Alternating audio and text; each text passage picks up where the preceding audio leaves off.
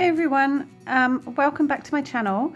This is going to be quite possibly the quickest video in history.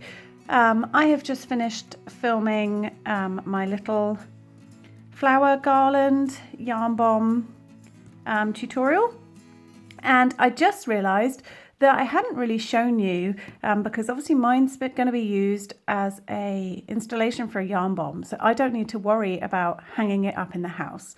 But I just suddenly thought, wait, what if you want to make one of these to be like a cute little decoration for your home? It would be really handy to have little loops at the end that you could hang your garland from.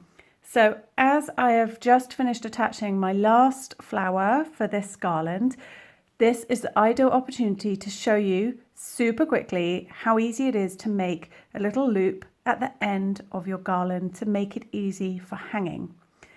So once you have completely finished all your chaining and everything you want to do, you're going to go ahead and chain 10.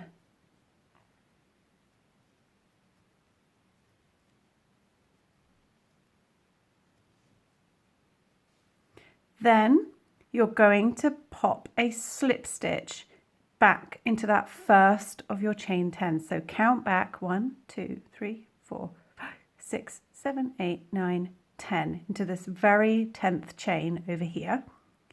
And you're going to pop a slip stitch into this chain. So just pop your hook in, yarn over at the back, come through the chain, come through the loop on your hook, chain 1, snip off the end, pull it through, pull it tight, and then you've got a little loop that you can hang your garland from. Obviously, weave your ends back in, down along the chain, and you've got a little hanging loop for your garland to be able to string it up nice and neat in your home. So, as I said, quickest video in history, pretty good for me, given how much I like to chat and waffle. So hopefully this helps you just finish off your projects for if you want a little loop to hang your garlands. Nifty little sneaky way to make a loop. So I hope that helps some of you. Thanks for watching.